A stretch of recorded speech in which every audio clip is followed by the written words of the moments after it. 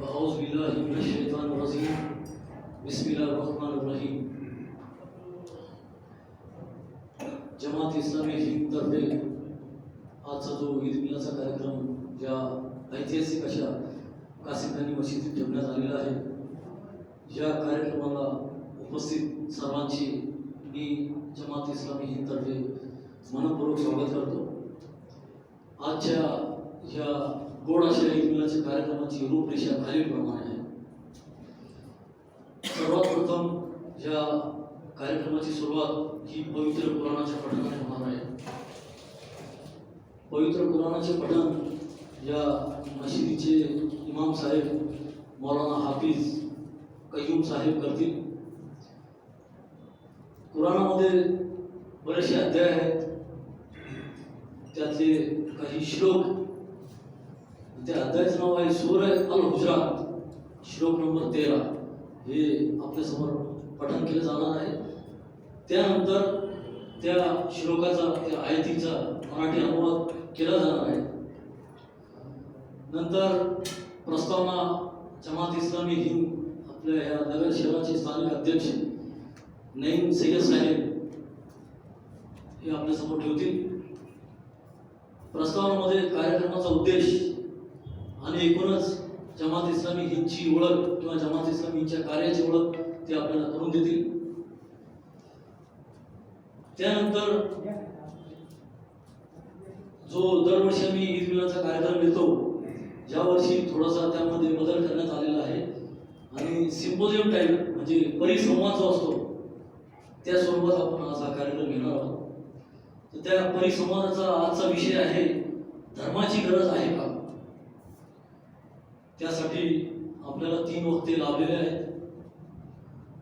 पहिले वक्ते आहेत श्रीयुत गणेश आठरे पाटील सर, हे डिस्ट्रिक्ट हेड आहे MKCL म्हणजे महाराष्ट्र नॉलेज कॉर्पोरेशन लिमिटेड या अंतर्गत जे कॉम्प्युटरचे इन्फॉर्मेशन टेक्नॉलॉजी कोर्सेस होतात MSCIT आणि बरेचसे, तर त्याचे आपल्या या जिल्ह्याचे ते प्रमुख आहेत। दुसरे वक्ते आहेत ते श्रीयुत अविनाश कुलकर्णी सर, जे BE सिव्हिल ME स्ट्रक्चर म्हणजे एकूणच आपल्या लक्षात आलं असेल ते सिव्हिल इंजिनिअरिंग याशी संबंधित आहेत। आणि तिसरे वक्ते आहेत आमचे शैलेश राशेकर सर, जे MSc BEd आहेत आणि 20 वर्षापेक्षा जास्त त्यांचा टीचिंगचा अनुभव आहे। अशोक भाऊ फिरोदिया इंग्लिश मीडियम या शाळेत ते सायन्स आणि मॅथ्स शिकवतात। या परिसंवादाचा नंतर समारोपाचे भाषण ते आमचे जमात इस्लामी हिंदचे ज्येष्ठ सदस्य डॉक्टर इकराम खान साहेब काटेवाला हे समारोपाचं भाषण करतील। डॉक्टर अर्थातच ते BSc BHMS CCH, त्यानंतर त्यांनी जर्नलिझम मध्ये सुद्धा डिप्लोमा केलेला आहे।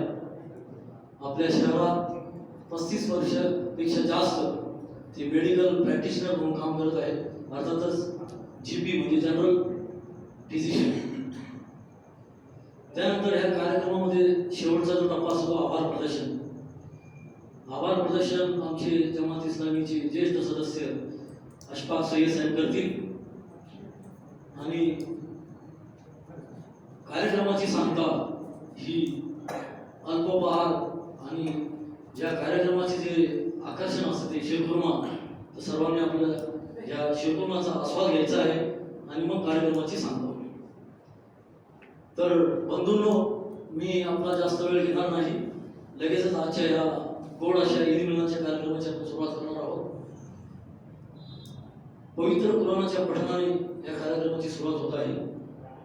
मी आमच्या या मशिदीचे इमाम साहेब मौलाना हाफिज कय्यूम साहेब यांना विनंती करतो की त्यांनी यावे आणि आजच्या या कार्यक्रमाची सुरुवात पवित्र कुराणाच्या पठणाने करावी। मौलाना हाफिज कय्यूम साहेब।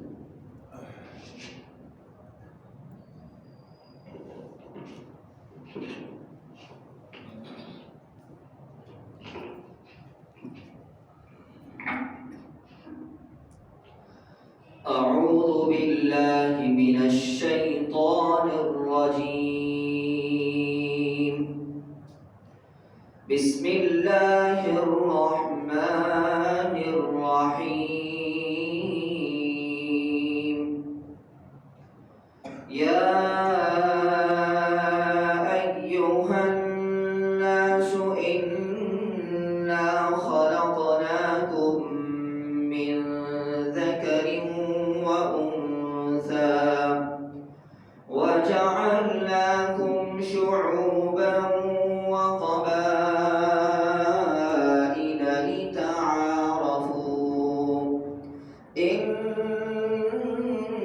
أكرمكم عند الله أتقاكم إن الله عليم خبير صدق الله العظيم.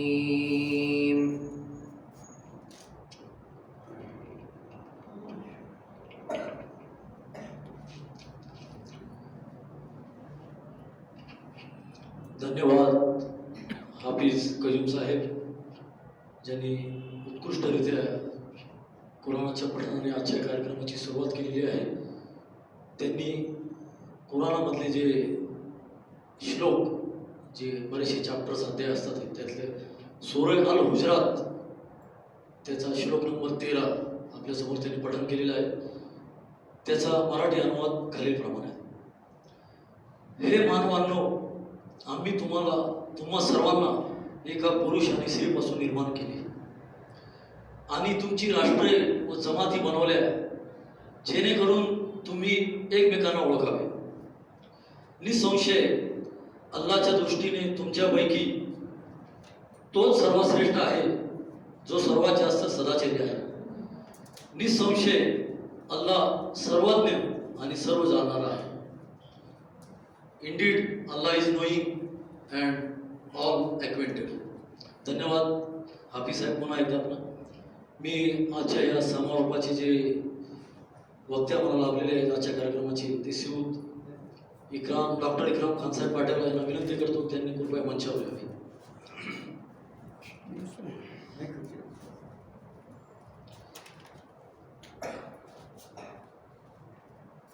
यानंतर कार्यक्रमाला आपण पुढे नेऊया.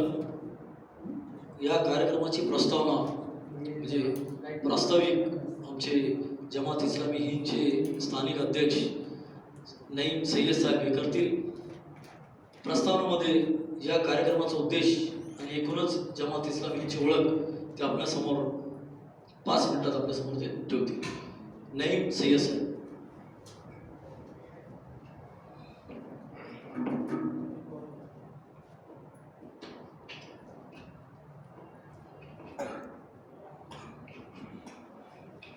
अस्सलामु अलैकुम वरहमतुल्लाहि वबरकातुहू. नहमदुहु व नसल्ली अला रसूलिहिल करीम. अम्मा बाद. रब्बि इश्रह ली सदरी व यस्सिर ली अमरी वहलुल उक़दतम मिन लिसानी यफ़क़हू क़ौली. आज जमात इस्लामी हिंद के ओर से ये ईद मिलन का प्रोग्राम रखा गया है. इस कार्यक्रम को रखने की क्या वजह है? पहली चीज़, ये किस लिए रखा गया है? ऐसे कार्यक्रम जमात इस्लामी हिंद की ओर से पूरे देश में लिए जाते हैं. सबसे पहला सवाल हमारा ये कि कार्यक्रम क्यों रखा गया, इसकी क्या वजह है? उसकी वजह ये है कि आज हमने इस कार्यक्रम में हमारे जो मेहमान खुसूसी है उनको एक टॉपिक दिया है, धर्माची गरज आहे का, ये टॉपिक अभी तक उनको दिया है. इसकी वजह ये है कि आज हम देख रहे हैं कि पूरी दुनिया में जो आज हालात चल रहे हैं, इससे ख़राब हालत इससे पहले दुनिया में कभी नहीं थी. हर तरफ एक जंग का माहौल हमें नज़र आ रहा है. इसराइल की फ़लस्तीन के साथ जंग, अमेरिका इसराइल की ईरान के साथ जंग, अमेरिका और सारे नेटो के अफ़गानिस्तान के साथ जंग, हिंदुस्तान के हमारे पड़ोसी मुल्क से हमेशा छोटी मोटी झड़पें होती रहती हैं. ये दुनिया के आज के हालात हैं जो मैंने आपके सामने मुख्तसर तौर पर रखे. और हमारे मुल्क के अंदर जो हालात बनाए जा रहे हैं वो ये है कि हिंदुओं को मुसलमानों से ख़तरा है ये कहा जा रहा है, और मुसलमानों को हिंदुओं से ख़तरा है ये कहा जा रहा है. ये पूरी दुनिया के हालात और हमारे मुल्क के अंदर के हालात اندر کے حالات یہ بتا رہے ہیں کہ معاملہ کس نہج پر جا کر پہنچ چکا ہے. کیا واقعی یہ سب کچھ دھرم کی وجہ سے ہو رہا ہے یا اس کے پیچھے کوئی ایسا دوسرا مقصد ہے جسے ہمیں سمجھنے کی ضرورت ہے؟ یہ جو حالات ہم دیکھ رہے ہیں، جنگ پر جنگ تھوپی جا رہی ہے الگ الگ شہروں پر، الگ الگ ملکوں پر، اس کے پیچھے وجہ کیا ہے ہمیں یہ سمجھنے کی ضرورت ہے. بظاہر تو ہمیں یہ نظر آ رہا ہے کہ آج جو ہے جو دھرم کو لے کر جو کچھ بھی کیا جا رہا ہے اس کو یہ وجہ بتائی جا رہی ہے کہ یہ سب جو چیزیں ہو رہی ہے یہ دھرم کی وجہ سے ہو رہی ہے. حال ہی میں ہم نے دیکھا کہ میڈیا پر جو جاوید اختر صاحب کا جو ڈیبیٹ ہوا تھا اس میں انہوں نے صاف انداز میں لوگوں کے سامنے یہ بات رکھی کہ یہ جو کچھ بھی ہو رہا ہے یہ صرف دھرم کی وجہ سے ہو رہا ہے. تو یہ ہمارے لیے سمجھنا بہت ضروری ہے، کیا یہ دھرم کی وجہ سے ہو رہا ہے کیا؟ اور آج کے ہم دیکھیں گے تو آج کے ہمارے ہندوستان کے جو نوجوان ہیں اور پوری دنیا میں ایک کشمکش مچی ہوئی، کیا واقعی میں یہ جو دھرم ہے یہ اتنا گیا گزرا ہے کہ جس کی وجہ سے آج پوری دنیا میں اتھل پتھل مچی ہوئی؟ تو یہ ہم کو سمجھنا ضروری ہے. تو اسی لیے ہم نے ہمارے جو مہمان ہیں خصوصی ہے ان کو یہ ٹاپک دیا ہے کہ کائے دھرماची گرج आहे का. یہ تھا میں نے چند مختصر سے انداز میں جو ہے ہمارے جو شرکا ہے یہاں پر ان کو جو ٹاپک دیا گیا اس کا ایک تھوڑا سا جو میں نے آپ کے سامنے تمہید باندھنے کی کوشش کی. اور دوسری یہ چیز کہ جماعت اسلامی کا جو انٹروڈکشن مجھے دینا ہے، تو آج ہم دیکھ رہے ہیں کہ جماعت اسلامی ہند ایک ایسی جماعت ہے جو اس ملک میں ایسے نازک حالات میں بھی لوگوں تک یہ پیغام پہنچانے کا کام کر رہی ہے کہ بھائی چارے کو قائم کیا جائے، ہر دھرم کی عزت کی جائے. ایسے کاریہ کے ذریعے سے دوری اور غلط فہمی کو دور کیا جائے. جماعت اسلامی کا ادیش یہ ہے. اور دھرم کے نام پر لوگوں کو بانٹا نہ جائے اور اس ملک کی ترقی میں جو بڑھ چڑھ کر جو ہے حصہ لیا جائے. جماعت اسلامی کا یہ موقع ہے. جماعت اسلامی یہ چاہتی ہے اس ملک میں. اس کے لیے صرف جماعت اسلامی جو ہے وہ زبانی باتوں کا خرچ نہیں کرتی، اس کے لیے جو وہ عملی اقدام کرتی ہے وہ بھی میں آپ کے سامنے رکھنے کی کوشش کروں گا کہ جماعت اسلامی ہند جو ہے پورے ملک میں جو ہے جو کام کرتی ہے جو الگ الگ محاذوں پر، وہ یہ ہے کہ سب سے پہلے جو ہے وہ غریب بچوں کے ایجوکیشن کے لیے جماعت اسلامی میں جو کام کیا جاتا ہے. جو غریب بچے ہیں جو پڑھ لکھ نہیں سکتے، آمدنی کے اعتبار سے، مالی اعتبار سے وہ کمزور ہیں، ان کو جو ہے جماعت اسلامی سپورٹ کرتی ہے کہ آپ ایجوکیشن میں آگے بڑھیے، ہم آپ کے لیے مدد کریں گے، ہم آپ کی مدد کریں گے. پہلی چیز یہ. اور دوسری چیز یہ جو بدوائیں ہوتی ہے، جو بیوائیں ہوتی ہے، جو سماج میں جو جن کو ایک الگ نظریے سے دیکھا جاتا ہے، ان کی کوئی مدد کرنے والا نہیں ہوتا، ان کے پریشانی میں جو ان کے ساتھ دینے والا کوئی نہیں ہوتا، ایسی عورتوں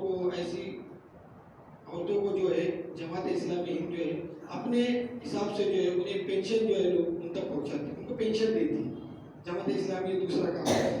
تیسرا کام جو یتیم بچے ہوتے ہیں جن کا کوئی پرسان حال نہیں ہوتا، ان بچوں کے لیے جو جماعت اسلامی ہند بھی جو ہے بڑے بڑے کام کرتی ہے جن کے ذریعے سے ان کی یتیمی کو دور کیا جائے، ان کی پریشانیوں کو، ان کے ایجوکیشن کو، ہر چیز میں ان کی مدد کی جائے، یہ کرتی ہے. اور میڈیکل ایڈ جو ہوتا ہے، ہم دیکھتے ہیں کہ آج سب سے زیادہ جو ضرورت ہوتی ہے انسانوں کو میڈیکل ایڈ کی. آپ دیکھیے کیسے کیسے ہمارے سامنے جو مسئلے مسائل آتے ہیں بیماریوں کو لے کر. آج حالات یہ ہے ملک کے اور پوری دنیا کی کہ آج انسان جو ہے وہ کھانے کے لیے جو ضرورت کی چیز ہے اس کے لیے ترس رہا ہے. تو یہ میڈیکل میں جو کبھی نہ ختم ہونے والا سلسلہ جو پیسوں کا جو جانے کا شروع ہوتا ہے، اس میں بھی حتی امکان تک کوشش کرتی ہے جماعت کہ ایسے بھی جو ہے مزدور اور بے کس لوگوں کی جو ہے مدد کی جائے. پھر اس کے بعد وہ جو مجبور اور غریب لوگ ہوتے ہیں ان کے لیے راشن، مہینے کے راشن کا انتظام کرتے ہیں. جماعت اسلامی جو یہ پورے ملک میں جو ہے یہ کام کرتے ہیں. اگر آپ کو اس کا بیورا حاصل کرنا ہوتا ہے میں آپ کو اس کا بیورا بھی دے سکتی ہوں. کئی کروڑ اور اربوں روپے میں جو ہے جماعت اسلامی ہند جو ہے ہر سال جو ہے ان سب چیزوں میں خرچہ کرتے ہیں. اور سب سے آخر میں جو سب سے بڑا کام کرتی وہ یہ ہے کہ اور ہمیشہ سماج سدھارت کے کاموں میں وہ بڑھ چڑھ کر حصہ لیتے ہیں. سماج میں جو بڑھ چڑھ کر جو کام ہونا چاہیے، سماج میں جو چیزیں ہونی چاہیے اچھی چیزیں، اس میں جو بڑھ چڑھ کر حصہ لیتی ہیں. یہ سب چیزیں جو جماعت اسلامی کام کرتی ہے. میں جو ہے اپنی بات کو جو ہے بات کے آخری مرحلے پر ہوں اور میں شکریہ ادا کرتا ہوں ان لوگوں کا جن لوگوں نے مجھے یہاں پر موقع دیا اور وہ مہمان خصوصی جنہوں نے میری ان باتوں کو سنا، میں ان کا شکریہ ادا کرتا ہوں. وآخر دعوانا الحمدللہ رب العالمین.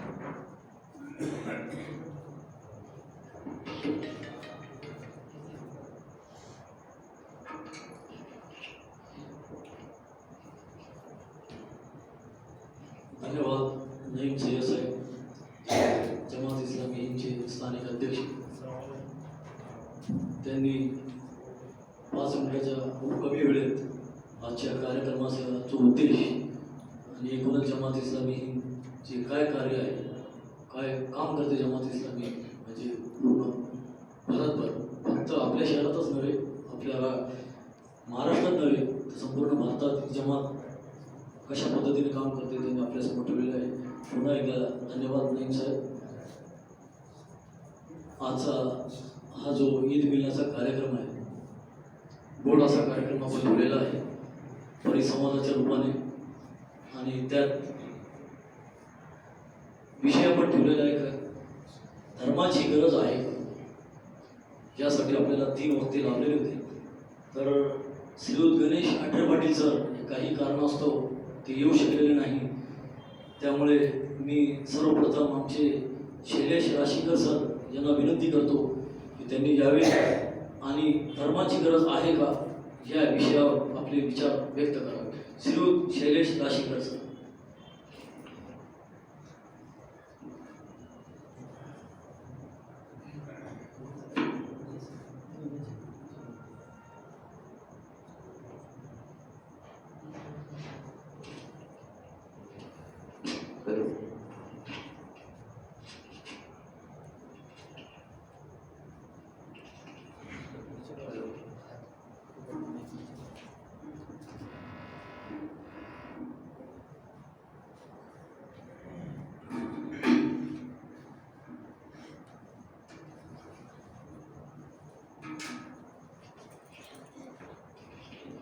हॅलो, आवाज येतोय सगळ्यांना? ओके. जिंदगी का सफर भी अजीब है, जिंदगी का सफर भी अजीब है, बिना कुछ लिए आते हैं, हर चीज के लिए लड़ते हैं और अंत में सब कुछ छोड़कर चले जाते हैं. Good evening everybody. मी शैलेश दत्तात्रय राशीकर इथे जमलेल्या सर्व आदरणीय मान्यवरांचे अभिवादन करतो. व सर्वप्रथम मी डॉक्टर इकराम खान काटेवाले यांचे मनापासून आभार मानतो की काल त्यांनी मला दुपारी फोन केला आणि असं सांगितलं की आपला ईद मिलनाचा कार्यक्रम आहे. ॲक्च्युली याच्या आधी पण एक प्रोग्राम इथे झालेला आहे, मला वाटतं रोजा इफ्तार पार्टीचा एक प्रोग्राम झाला होता. त्या कार्यक्रमातच त्यांनी सांगितलं होतं की यावर्षी आपण ईद मिलनाचा पण कार्यक्रम घेतोय. काल त्यांचा फोन आला आणि सांगितलं की सर तुम्हाला बोलायचं आहे. तर बोलायचं म्हणलं की इन जनरल पण त्यांनी सांगितलं की एक टॉपिक तुम्हाला दिला जाणार आहे, तर जर शक्य असेल तर त्याबरोबर तुम्ही बोला. तर मी थोडीशी छोटीशी तयारी केलेली आहे. I will try my level best to explain. तर काही चुका झाल्यास तर त्याबद्दल क्षमस्व. तो टॉपिक जो दिला गेला तो टॉपिक ॲक्च्युली तुम्हाला सर्वांना इंट्रोडक्शनमध्ये कळाला आहे की आज धर्माची गरज आहे का, आणि खरोखर हा टॉपिक जो निवडला आहे त्याची आज मला तरी वाटते की खरोखर गरज आहे. तर या विषयावर मला बोलण्याची संधी मिळते की मी स्वतःला सर्वप्रथम भाग्यवान समजतो की आज जे चाललंय ते सरांनी आता सांगितले आपल्याला की आज जगामध्ये काय चालू आहे. त्यासाठी आपण विषय जो निवडलाय तो एकदम समर्पक असा टॉपिक आहे. आज आपण या एका निमित्ताने एकत्र जमलो आहोत. ते निमित्त म्हणजे ईद मिलन, प्रेम व शांतता संदेश. आपल्या सर्वांना माहिती आहे की ईद मिलन हा केवळ एक सण नसून तर आपण सर्वांनी आपापसातील भेदभाव विसरून एकत्र येऊन सण साजरे करते आणि याच्याबद्दल माणुसकीचा संदेश देते. आता आपण पाहूया की धर्म म्हणजे काय. तर धर्माच्या वेगवेगळ्या व्याख्या आहेत. व्यक्तीनुरूप त्या व्याख्या बदलल्या गेल्या. तर मी एक छोटासा प्रयत्न करतोय की धर्म म्हणजे काय. तर धर्म म्हणजे धारण करावे ते. ऍक्च्युली हा एक संस्कृत शब्द आहे की ज्याचा अर्थ होतो कर्तव्य, नीतिमत्ता, नियम, न्याय आणि जीवन जगण्याची योग्य पद्धत. आता धर्म म्हणजे बऱ्याच जणांना वाटतं की ही केवळ एक पूजा पद्धती, पूजा पाठ. पण धर्म केवळ पूजा पद्धती नसून मनुष्याचे स्वतःचे गुण, आचरण आणि विश्वातील जे नियम आहेत, निसर्गाचे काही नियम आहेत, ती पालन करणारी जीवनशैली म्हणजे खऱ्या अर्थाने धर्म. आता हे प्रत्येकाने आत्मपरीक्षण करणे गरजेचं आहे की या ज्या गोष्टी मी आज डिस्कस करतोय की ते मी त्या गोष्टी मला लागू होतात का. नक्कीच काही योग्य वाटलं तर ते फॉलो करायला काही हरकत नाही. मग तुम्ही म्हणाल की धर्म म्हणजे काय हे तुम्ही मला सांगितले. आता धर्म ओळखायचा कसा. कोणाच्या कपाळावर तर लिहिलेलं नसतं की मी हिंदू आहे, मी मुस्लिम आहे, मी जैन आहे किंवा मी ख्रिश्चन आहे. मग प्रश्न राहतो की धर्म ओळखायचा कसा नेमका. जो मार्ग तुम्हाला माणूस म्हणून अधिक चांगलं बनवतो. नीट आहे का की धर्म ओळखायचा कसा नेमका. जो मार्ग तुम्हाला माणूस म्हणून अधिक चांगलं बनवतो व इतरांना सुख देऊन आंतरिक शांती प्रदान करतो, तोच खरा धर्म. बऱ्याच जणांना वाटतं की मी जर दान धर्म केले म्हणजे मी खूप मोठा धर्म फॉलो करतो, असं काही नाहीये. त्या गोष्टी खूप समर्पक आहेत की जो मार्ग तुम्हाला अधिक चांगलं बनवतो, दुसऱ्यांना सुख देतोय आणि मला सुद्धा आंतरिक शांती प्रदान करतोय, तर खऱ्या अर्थानं याला धर्म मानलं गेलं पाहिजे. आता उदाहरणं किंवा दाखले द्यायचे झाले तर भरपूर दाखले देता येतील. उदाहरणार्थ छत्रपती शिवाजी महाराज, संत कबीर, गुरु नानक देवजी आणि इतर भरपूर उदाहरणं देता येतील की यांनी सर्वांनी ज्याचे त्याचे विचार वेगवेगळे आहेत, पण शेवटी जो संदेश दिला गेला जगाला तो एक संदेश होता की सर्व धर्म समभाव. स्वतः शिवाजी महाराज हे आपल्या सर्वांना माहिती आहे की हे हिंदू धर्माचे कट्टर अभिमानी असून धार्मिक बाबतीत अत्यंत सहिष्णू होते. एकीकडे तुळजाभवानीची परमभक्ती व दुसरीकडे युद्धात सापडलेली पुराणाची पोथी ते आदराने मुस्लिम सैनिकांना परत करत. हे बरंच काही शिकण्यासारखे या गोष्टींमधलं. तसेच धर्माच्या पलीकडे जाऊन त्यांनी मुस्लिम स्त्रियांनाही मातेप्रमाणे वागणूक दिली. ह्याच्यापेक्षा मोठा धर्म होऊ शकत नाही. आता मी तुम्हाला दोहा सांगतो, हा दोहा जरा नीट आहे का. पाथर पूजे हरी मिले, पाथर पूजे हरी मिले तोबे पूजू पहार. पाथर पूजे हरी मिले तोबे पूजू पहार, ताते तो चक्की भले पीस खाय संसार. संत कबीरांनी म्हटले आहे, दगड पूजून जर देव भेटत असेल तर मी पर्वताची पूजा करायला तयार आहे, पण त्यापेक्षा धान्य दळणारी चक्की बरी जी सर्वांचे पोट भरते. संत कबीरांनी राम रहीम एकाच देवाचे रूप असल्याचे प्रतिपादन केले. त्यांनी मानवामध्ये धर्माच्या आधारे होणारा भेदभाव नाकारला आणि मानवता हाच सर्वोच्च धर्म असा संदेश दिला.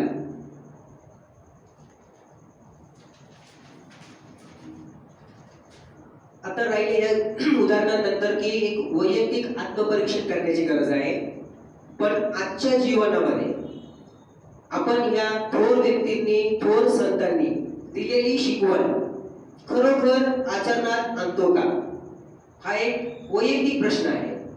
बरेच जण म्हणतील की मला लागू पडतो, काही म्हणतील मला लागू नाही पडत. हा एक वैयक्तिक प्रश्न आहे, पण विचार करण्याची खरोखर आता वेळ आलेली आहे. धर्म हे कर्तव्याचे दुसरे नाव. मी काही काम करतो म्हणजे मी माझं कर्तव्य केलं, पण ते कर्तव्य धर्माला अनुसरून आहे का, हे सर्वात महत्वाचे. प्रत्येक जण आपापली कर्तव्य व्यवस्थित पार पाडतो का. आता याच्यामध्ये परत एक क्वेश्चन मार्क आहे. मला असं म्हणायचं नाहीये की प्रत्येक जण कर्तव्य पार पाडत नाही, पण आज तसं पाहिलं गेलं, if I am not wrong, 90% तो उत्तर येईल नाही. आपण आपला पहिला स्वार्थ पाहतो. It is really true.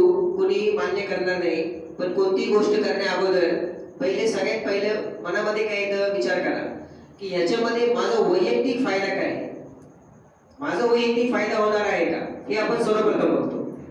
कोणी बोलून दाखवत नाही, पण हे मनामध्ये असतंच.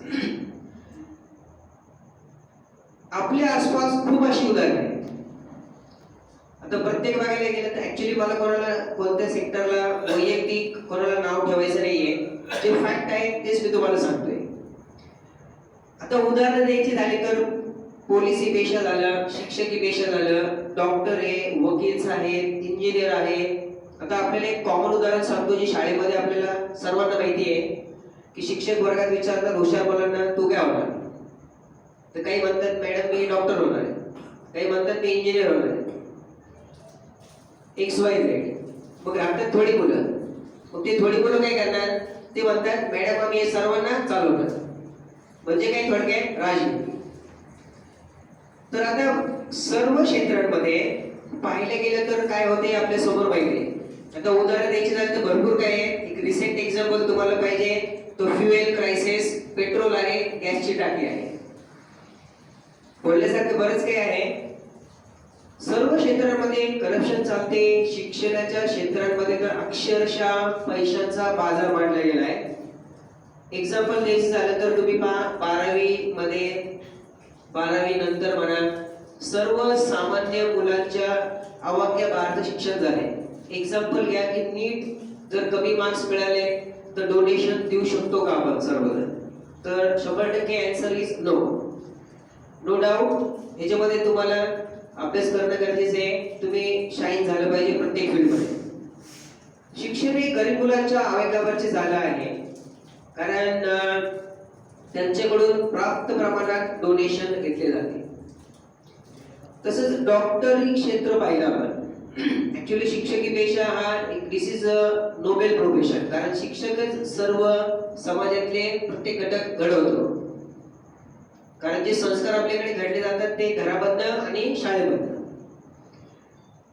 डॉक्टरी क्षेत्रात मोठ्या मोठ्या हॉस्पिटलमध्ये काय चालतंय हे आपल्या सर्वांना माहिती आहे. आता परत एकदा प्रश्न येतोय की धर्म आणि कर्तव्य. परत प्रत्येक डॉक्टर विचार करणार actually it is not eligible for every person. असं म्हणत नाही, मी परत सांगतो की ह्याच्यामध्ये सुद्धा एक 5 ते 10% लॉयल ऑनेस्ट लोक सुद्धा आहेत ज्यांच्याकडनं आपण नक्कीच काही शिकू शकतो. त्याच्यामध्ये राहिलं की पेशंटकडनं आवाजावर बिल घेणं, भरपूर काही गोष्टी होतात. आता परत हे जोडले गेले की म्हणजे याच्यात होतं काय की ज्या वेळेस असं कृत्य केलं जातं व्यक्तीकडनं माणसाकडनं त्यावेळेस तो धर्म लिटरली विसरलेला असतो. वकीलही पैशासाठी काय करतात आपण पाहतोय. खोटे पुरावे सादर करून चुकीचा निकाल लावला जातो आणि गोरगरिबांची अडवणूक केली जाते. यामध्ये धर्म आपण विसरून गेले. फक्त आणि फक्त स्वार्थी बुद्धी शिल्लक राहिली. आपल्या धर्मानुसार आपण आपल्या म्हाताऱ्या आई वडिलांची सेवा करणं हे आपलं प्रथम कर्तव्य, आद्य कर्तव्य समजलं जातं. उदाहरण द्यायचं झालं तर आपण सर्वांना माहिती आहे की आता की मला धार्मिक स्थळी भेट द्यायची किंवा मला हजला जायचे, मी कदाचित जाईल ही पैसे गोळा करून, पण माझी वागणूक जर माझ्या आई वडिलांप्रती माझ्या घरच्यांप्रती जर चांगली नसेल, मी जरी तिथं जाऊन आलो तरी ती माझी जी प्रार्थना आहे ती कबूल होणार आहे का, तर उत्तर 100% नाही. म्हणजे घरामध्येच आपण आपल्या आई वडिलांची जर पूजा केली तर कुठेही जाण्याची गरज नाही. परत इथं प्रश्न येतोय की धर्माचा. आता आपण म्हणू की आई वडिलांची सेवा केली जात नाही व्यवस्थित, आणि सॉरी टू से की बऱ्याच एज्युकेटेड फॅमिलीज मध्ये हे घडलं जातं आणि ह्याच्यामुळे वृद्धाश्रमाची संख्या ही कालांतराने झपाट्याने वाढत आहे. फक्त प्रॉपर्टीसाठी आई वडिलांची सेवा केली जाते, सांभाळ केलं जातो. आणि हे सगळं पाहता मला तरी वैयक्तिक वाटते की धर्माची गरज खरोखर आहे.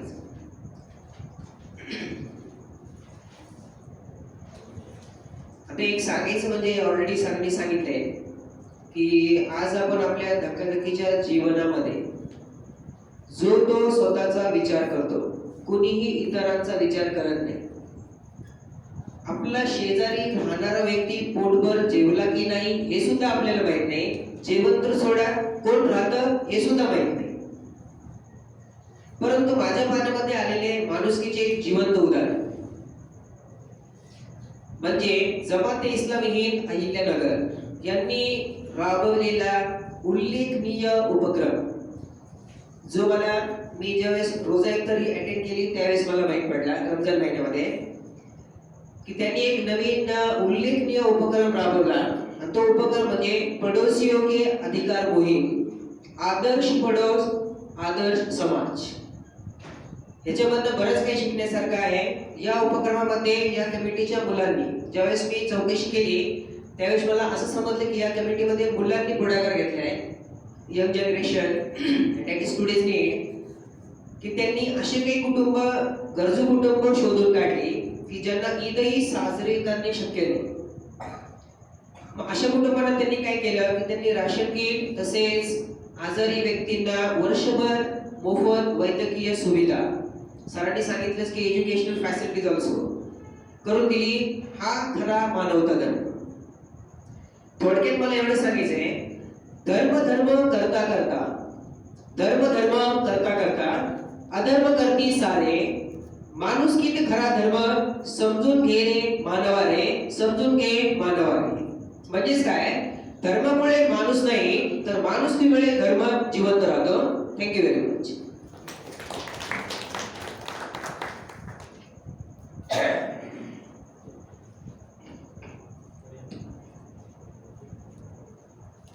धन्यवाद. आजच्या ज्या कार्यक्रमाचे जे परिसंवाद आपला इथे चालू आहे त्यातले पहिले वक्ते होते आमचे शैलेश राशीकर सर. त्यांनी चांगल्या पद्धतीने इथे आपले विचार व्यक्त केलेले आहेत. या परिसंवादाचे दुसरे जे वक्ते आहेत आपले श्रीयुत अविनाश कुलकर्णी सर, त्यांना विनंती करतो की त्यांनी यावे आपले विचार व्यक्त करावे.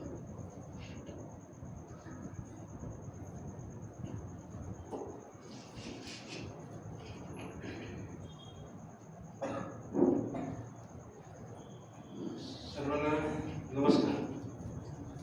काटेवाले सर, राशीनकर सर, उपस्थित मान्यवर आणि अमीर भाऊ, खूप म्हणजे छान वाटलं. हा जो तुम्ही काय जो उपक्रम केला आहे तो नक्कीच उल्लेखनीय आहे. धर्माची गरज आहे का नाही याविषयी बोलण्याची माझी क्षमता थोडी कमी आहे, कारण माझा स्वतःचा धर्माचा अभ्यास नाही. पण या धर्मामध्ये जे काय चाललेलं आहे त्याच्यामध्ये सामाजिक गरज काय आहे, कुणी कसं वागलं पाहिजे, शिक्षित लोकांनी कसं वागलं पाहिजे याविषयी मी काही थोडंफार माझं मत व्यक्त करेन. ते माझं वैयक्तिक मत असेल. पण मी या जेव्हा स्टेजवर राहतो पण मी इथं ठामपणे एक वाक्य डेफिनेटली बोलू शकतो की गेल्या माझं वय 64 आहे, 64 वर्षात मी कधी जातपात पाळले नाही आहे आणि याच्यापुढं पाळण्याची शक्यता नाही आहे. मी हमीपूर्वक सांगतो तसं प्रत्येकाने इथं सांगायला पाहिजे, तर याच्यापुढं याच्यामध्ये फरक पडेल. धर्माची गरज आहे का नाही तुम्ही ठरवू शकत नाही, कारण आपल्याकडं पूर्वी हा जो धर्म होता तो कर्मानुसार होता, कर्मानुसार तुमचा धर्म झाला होता. पण आता जे नवीन कन्सेप्ट आहे तो तुमचा धर्मानुसार धर्म आहे, जो काही तुमच्या हातात नाही. मी जर शेखच्या घरात जन्म गेला तर माझा जन्म शेख होईल, मी जर कुत्र्याच्या घरात गेला तर तसं व्हायचा अर्थ होईल. त्याच्यामुळं धर्मापेक्षा कर्माची गरज आहे आणि धर्म हा तुमचा प्रत्येकाने पाळलाच पाहिजे, कारण प्रत्येक धर्मात काही एक शिकवण आहे, काही विचार आहेत. त्या विचारामुळे तुमचे संस्कार आहेत आणि त्या संस्कारामुळे तुमची पिढी जमलेली आहे. तुमच्या मुलाचं लग्न त्या संस्काराच्या मुलीशी जमलं तर तुमचे पुढचे अपत्य पण तसे चांगले निघणार आहेत. त्यामुळे धर्माची गरज नाही हे म्हणणं थोडंसं मला वैयक्तिक वाटतं. पण जात पात म्हणजे तुमचा जो काही धर्म असेल, तुमचे जे काही असेल ते तुम्ही घरातल्या घरात करायला पाहिजे. इथं येण्यापूर्वी मी स्वतः सिव्हिल इंजिनियर आहे. मला स्वतःला कळतं की या बाजूत उभं राहिल्यानंतर एक कुठेतरी अंगाची गोष्टी आपल्यासाठी वाटते. कदाचित तिथं काही धार्मिक पठण झालं असेल, पण मला एक नक्की माहिती आहे की मी टेक्निकल असल्यामुळे नक्की टेक्निकल बोलेल. हा जो आर्टचा अँगल असतो ना, हा फार कमी लोकांना माहिती असेल की 51 डिग्री काही मिनिट काही अंश असतो. हे अंशाला 0 टेन्शन असतं. म्हणजे ह्याच्यावर तुम्ही किती बांधकाम केलं तर ह्याचं टेन्शन येत नाही. ही सगळी बांधकाम शैली मुस्लिम धर्मात नाही. तर ह्याचा अर्थ कसा आला की हे जे क्षेत्र आहे हे ते जेव्हा तुमच्या आर्चेस झाल्या तेव्हा तर काही शिक्षण नव्हतं, शिक्षण काही ज्ञान नव्हतं. इंग्रज आपल्याकडं काय 1800 नंतर आले असतील, त्याचे इंग्रज येण्यापूर्वी कधी आपल्याकडं असं नव्हतं. इव्हन माझं तर मत आहे की 2000 सालापर्यंत थोडे आपल्या हिंदू आणि मुस्लिम समाजात कटुता कधी नव्हती. माझे स्वतःच्या वैयक्तिक 2 अनुभव मी नाव घेऊन सांगतो बरं का. एक शब्दूर म्हणून बांधला आहे अंबिका बँकेसमोर, शेख म्हणून चांगलं आहे कदाचित. त्यांचं काम मला मिळालं तेव्हा माझं वय हल्ली 24 होतं. सकाळी रविवारी एकदा 9 वाजता आमचं भेटत ठरलं. मी सकाळी घरी गेलो आणि त्यांनी मला विनंती केली, साहेब तुम्ही 9 वाजता आले, पण आता घरात रामायण चालू आहे, आपण रामायण बघू आणि त्याच्यानंतर 10 वाजता चर्चा करू. माझ्या हातात बघा शाळा आला. हे अगदी वस्तुस्थिती मी नाव पण सांगतो, अंबिका महिला बँकेसमोर शब्दूर म्हणून घर, ते माझं पहिलं गाव आहे. म्हणजे किती हे बुद्धीच्या पलीकडचं आहे. आणि त्यावेळेला मला खूप काम होतं, पण मला पण रामायण बघण्याची गुढी होती. मी 1 तास पूर्ण बघितले, सगळे बाण इकडे तिकडे जाणारे बघितले. नंतर आम्ही चर्चा केली. दुसरा अनुभव असा की माझं जे पहिलं काम आहे ते सागरीला काम आलं. तर जेव्हा मी नवीन इंजिनियर जस्ट झाल्यानं जे काम आलं, तर तेव्हा काय मला फारसं, मला फक्त पुस्तकी नॉलेज होतं, कागदोपत्री एवढंसं नॉलेज होतं. तेव्हा आमचे एक मासूम मिस्त्री होते, म्हणजे आता तर सलीम शेखला कोणी ओळखलं नाही इंजिनियर, त्याचे वडील मासूम अहो त्या माणसाने कधी मालकाला कळूच दिलं की इंजिनियरला कळत नव्हते. आणि मालकासोबत आमचं कधीच नाही इम्प्रेशन नव्हते. मी आजही सलीमला क्लिअर सांगतो की मासूम भाई आपली पहिले या गोष्टी खूप आहे. मी स्ट्रक्चर डिझाईन असल्यामुळं कदाचित माझा योग असा आला की मी 100पेक्षा जास्त नगरमधल्या बसेसचं स्ट्रक्चर डिझाईन केलेलं आहे. मी अनेक मोठमोठी कामं केलेली आहेत. त्याच्यातलं सर्वात मोठं काम म्हणजे चांदी महालाच्या अलीकडचा जो मदरसा जो काय आहे 12 वाटेचे, त्याच्यामध्ये एक हॉल 50/120 आहे. मग तिथं कोणी विचार नाही केला ना की मला मुसलमान स्ट्रक्चर द्यायला पाहिजे, मला हे पाहिजे. तिथं बिल्डिंग टिकली पाहिजे. सगळ्यांचं रक्त सारखं आहे. कुठल्याही माणसाला असं नाही ना की मुसलमानाचं रक्त चालतं, हिंदूला हिंदूचं रक्त चालतं. इथं सगळं आहे. पण जाती पात जे काही कुणी मी मीडियामुळे असेल, कोणातरी बुद्धिमत्तेमुळे आला असेल, किंवा कोणातरी काही वेस्टेड इंटरेस्ट असेल, कारण हे बीज इतकं मोठं आहे की याच्यामध्ये माणूस सुधारणं विचारतोय की मला दिवसात 24 तास पाणी येत नाही, लोक विसरून गेले. मला रस्ता चांगला मिळत नाही, हा माझा हक्क आहे, मी टॅक्स भरतो, ते विसरून गेले. लोक सगळे विसरून गेले. लोक फक्त म्हणतात हे हिंदू आहे, हे मुसलमान आहे, हे मुस्लिम आहे. तर आज आमच्यासारख्या शिक्षित लोकांची 100% याच्यावर जबाबदारी आहे. मी तुम्हाला अनेक उदाहरण सांगतो, फक्त मी आपला शेख म्हणून सांगतो, कुणाला गैरसमज नाही, पण एक फॅक्ट आहे. म्हणजे मला फोटो बोलायची गरज पण नाही आता. तर एक मुलगी माझ्याकडे नोकरी मागायला लागली. तर तिला डिप्लोमाला तेव्हा त्याच्याकडे बँड होता तेवढे. तर माझं बुद्धी जरा झाली, एवढी हुशार म्हणजे नोकरी कशाला मागायला. मग मी तिला विचारलं नोकरी का करते. नाही ते वडील नाही, मला वडील घेऊन. तर वडील आले. वडील मला वाटले माझा पहिला मुलगा रायसोनी कॉलेजला फर्स्ट इयरला फेल झाले, त्याची फी भरली आहे, हिची फी मी भरू शकतो. त्यावेळेला मी त्या मुलीला खूप बोललो की असं कसं काय की मुलगा नापास होतोय त्याची मी फी भरताय आणि मुलगी हुशार आहे. आणि तुम्हाला सांगतो त्यावेळेला आम्ही आमचे 10-15 ग्रुप आहे होता. त्यात प्रामुख्याने मी नाव घेतो अर्षद शेख, त्याला पण विचारला. मग आम्ही कन्सेप्ट राबवला. प्रत्येकी 2-3 हजार रुपये गोळा केले. त्या मुलीची वर्षाची फी नंतर सगळ्या वर्षाची फी भरली. तिला फक्त आम्ही एक अट टाकली की हे पैसे तू आम्हाला परत करायचे नाहीत, तुझ्या वडिलांनी आम्हाला परत करायचे नाहीत. तू जेव्हा तुझ्या पायाला सक्षम होशील तेव्हा तू 2 मुलांच्या शिक्षणाचा खर्च करायचा. आज ती मुलगी मी ठामपणे सांगतो मुस्लिम आहे आणि ती आज MSc मध्ये डेप्युटी इंजिनियर आहे. जर समजा मी वस्तुस्थिती आहे की याच्यामध्ये, तर आपल्याला समाजामध्ये काय अपेक्षित आहे की सगळ्या सुशिक्षित लोकांनी, अशिक्षित लोकांनी सर्वात महत्त्वाचं की आज आपल्याला निश्चय करायला पाहिजे की नाही हो, हा माझा जो माझ्या शेजारी 50 वर्ष राहतोय त्याला कुठला आला धर्म, कुठली आली जात, हे जातीपातीने सगळं गणित बिघडलेलं आहे.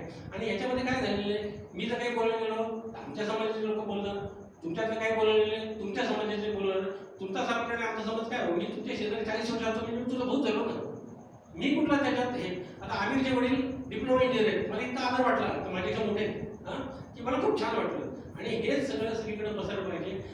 हे काय आहे, पुढाऱ्यांना ही खूप सोपी गोष्ट झाली आहे. कुठलाही माणूस हा विचारू शकत नाही. मग तो हिंदू असला तरी विचारू शकत नाही, मुस्लिम असला पण आपण सर्वसामान्य जनता आहे ना त्या डोक्यातच घेत गेली. अरे मग आता नंतर हळूहळू त्याचं इतकं विष देणार नाही, त्याचे परिणाम किती वाईट होते. समजा उद्या असं ठरलं की मुस्लिमांनी मुस्लिमांकडे जायचं, हिंदूंनी हिंदूंकडे जायचं, यांनी याचाच व्यापार करायचा, त्यांनी याचाच व्यापार करायचा, तो तुमच्या 50% अपॉर्च्युनिटी संपून जाते. हे सगळं बंद व्हायला पाहिजे, अगदी बंद व्हायला पाहिजे. एखादा डॉक्टर हिंदू असो मुसलमान असो, तो डॉक्टर असला की तिथं देव असतो. एखादा इंजिनियर डॉक्टर असो, इंजिनियर त्याचं काम करत असताना कधी असं विचार करत नाही की हा आपला क्लायंट नाही राहिलाच की थोडं जास्त का याचा त्याचा आपल्याला विश्वास आहे. तर आपल्याला आता मला काय वाटतं की आता ती एक सामाजिक चळवळ व्हायला पाहिजे. आणि इथं ही यंग जनरेशनला तुम्ही जर विचारलं ना, तर ही यंग जनरेशन मी बघतो आमचा मुलगा वगैरे या सगळ्याच्या पलीकडे गेलेले आहेत. ते भांडणारच नाही. हे AI आणि हे जे नवीन टूल आले ना, ते इतकं खतरनाक आहे की याच्या पुढे ही लोक जर त्या नॉलेजमध्ये शिरली तर ते म्हणतील, बाबा म्हणतील त्याची काय तुम्ही तुमच्या भांडत बसा, आम्ही काही इथं भारतात राहत नाही, आम्ही आपल्याला आउट ऑफ इंडिया जातो, तिकडे जातो. तर आपली पण ही सगळ्या लोकांची जबाबदारी आहे की समाजामध्ये हा सर्वात महत्त्वाचा भेद प्रत्येकाने ठरवलं की आजपासून मी हा भेद पाळणार नाही. ज्यांनी पाळणार नाही पाळणार तो त्याचा जन्म. आणि एक माणूस जर वाढत गेला ना की काठी ॲड करत गेले की जसं मी यापूर्वी 5-6 वर्षापूर्वी, मला आता एक्झॅक्ट आठवत नाही, असाच कुठला तरी कार्यक्रम होतो, इथं आलो होतो. त्या माणसाने कुठेतरी मला कुराणाचं नव्हतं सांगितलं. आता कुराणची तुमची भाषा किंवा तुमचं जे पुकार असते ते आमच्या बाप जन्मात आम्हाला करण्याची शक्यता नाही. तुम्ही काय बोलता आम्हाला कधीच कळू शकत. हां, पण त्या माणसाने त्या तुमची जी प्रार्थना असते सकाळची, त्या प्रार्थनेचा अर्थ समजून घेतला. मग अर्थ समजण्यापेक्षा की हा अर्थ आपल्याला माहितीच आहे ना की कुणाशी भांडायचं नाही, कुणाला त्रास द्यायचा नाही, अनिती करायची नाही. मग तुमच्या धर्माने आपला धर्म काय तेच आहे ना, त्याच्यापेक्षा वेगळं काहीच नाही. आणि धर्म हा पुरुषाकडे कसं होतं की एखादा माणूस कष्टाचं काम करतो, एखादा माणूस डोक्याचं काम करतो, एखादा माणूस सांगामी असतो. मग त्यानुसार त्याला ते काम करत गेलं, त्यानुसार ते धर्म पडतं. तर आपली सर्वात महत्त्वाची सामाजिक जबाबदारी काय की ही जी यंग जनरेशन आहे, आपलं जर समजा संपलं, आपलं काय आता समजा मी तुमची वाट ठेवली तरी काही फरक पडत नाही ठेवली तरी काही फरक पडत नाही. ही जी यंग जनरेशन आहे, त्या जनरेशनला कोणीतरी सांगायला पाहिजे की हा माणूस, त्या माणसात मी 20 वर्षाचा होतो, माझ्या मुलाचा शिक्षक आहे, हा गणिताचा शिक्षक आहे, हा हाडाचा शिक्षक आहे. जर आज तुम्ही जर एकमेकांची जात बघायला लागली तर मुलं सुद्धा शिक्षकांची जात बघतील. अरे हा शिक्षक मला या जातीचा आहे, मग याच्याकडे जाणार. अरे त्याला येतं नाही तो ती तुम्ही बघायला पाहिजे, तो शिकवतो का नाही ते बघायला पाहिजे. त्याला जे सांगतायत ते लोकांना सांगताय का नाही ते समजलं पाहिजे. या दृष्टिकोनातून आजचा हा जो कार्यक्रम तो खरंच छान आहे आणि धर्माचे बंधनं तुटली पाहिजे. आज तुम्ही बघताय की कोण कोणावर हल्ला करते, कोणाचे कुठं भाव वाढताय, कोणाचं काय हे पडते, या गोष्टी सगळ्याच गोष्टींना त्रास होतोय. आणि ह्या धर्माचं बीज आता असं झालेलं आहे की सगळेजण एकमेकांकडे संशय बघायला लागले. हां, आणि संशयाने बघायला लागला जिथं एकदा तुमच्या मनात संशय आणि कॅन्सर हे माणसाला शेवटच्या क्षणाला जातं, तुमच्या डोक्यात संशय नाही पाहिजे. आणि मी तर अगदी म्हणजे ठामपणे सांगतो की आमची असोसिएशन आहे, आर्किटेक्ट्स इंजिनियर्स असोसिएशनमध्ये जवळजवळ 700 ते 800 पेक्षा जास्त लोक आहेत. पण आमच्यात कधी हा वरच्या ब्युरोक्रॅट्समध्ये टेक्नोक्रॅट्समध्ये हा बात मला आजही वाटत नाही. मी आज अमित शहा बोलतो म्हटलं की इक्बालला माझा मोठा भावासारखा आहे इक्बाल. आज आम्ही सुमारे 42 वर्षापूर्वी काम करतोय. आम्ही एकदा पण आमचा हिशोब केला नाही. सगळ्यात इक्बाल म्हणत असेल मी नाव बोलू शकतो कोणाला. 40 वर्ष आम्ही बरोबर काम करतोय. आम्ही कधीच हिशोब नाही केला की हे काम किती झालं, किती स्क्वेअर फूट झालं, याचा रेट काय, किती पैसे. रघुची तीच गोष्ट आहे. रघुचाही कधी आमचा कधी संबंध नाही. अगदी म्हणजे या क्षेत्रात माझी जवळजवळ सगळे संबंध आहे. आणि आम्हाला असं वाटतं की आता मी समजा माझा मोठा मुलगा आउट ऑफ इंडिया गेला, तो काही राहण्याची शक्यता नाही. दुसरं आम्हाला नेहमी वाटतं की ही आता आपण सगळ्या लोकांनी येणं आपण काय समजा मागं चुका केल्या असतील, बरोबर वागला असेल, याचा विषय आज त्याला सगळं समजून दिला पाहिजे, त्याला पूर्ण ज्ञान द्यायला पाहिजे, आपल्या मुलांच्या भवितव्याकडे बघायला पाहिजे. हे मुलांना जर उद्या समजा जर ह्या समाजाच्या जर तुमच्या कुठेतरी चुकीच्या एखाद्या राजकारणी त्याच्यामुळं समजा जर ह्याला जर आंदोलन भेटता नाही आलं तर हा दोष कोणाच आहे? आपलाच आहे ना. आपलाच दोष आहे की आपण त्या लोकांना सांगितलं असं खेळात नाही. कुठल्याही खेळात अजून तुम्ही सेंचुरी मारल्यानंतर कुणाला वाईट वाटलं असा प्रकार नाही. त्याच्यामुळे ह्याचा गोष्टीचा आपण सगळ्या लोकांनी याचा गांभीर्याने घ्यायची खरंच गरज आहे. धर्म हा आहेच आहे, धर्म हा असणारच आहे. धर्म तुम्ही टाळू शकणार नाही, धर्म टाळू पण नाही. कारण कसं असतं की प्रत्येक गोष्टीचा तो एक त्या धर्माचा विचारधारा आहे. तुम्हाला जर उद्या जर सांगितलं कोणी की एखाद्या वर्गात तुम्हाला फक्त एकच विषय पाहिजे, चालेल का? तुम्हाला गणित पण पाहिजे, तुम्हाला इकॉनॉमिक्स पण पाहिजे, तुम्हाला सायन्स पण पाहिजे, तुम्हाला मराठी पण पाहिजे, सगळं पाहिजे. तसे सगळे धर्म आहेत. तुम्ही धर्म टाळू पण शकत नाही आणि धर्माचं अवलंबन करण्याचा काय अर्थ नाही.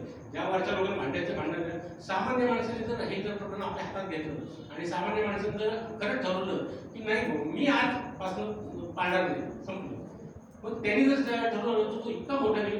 प्रत्येक माणसाने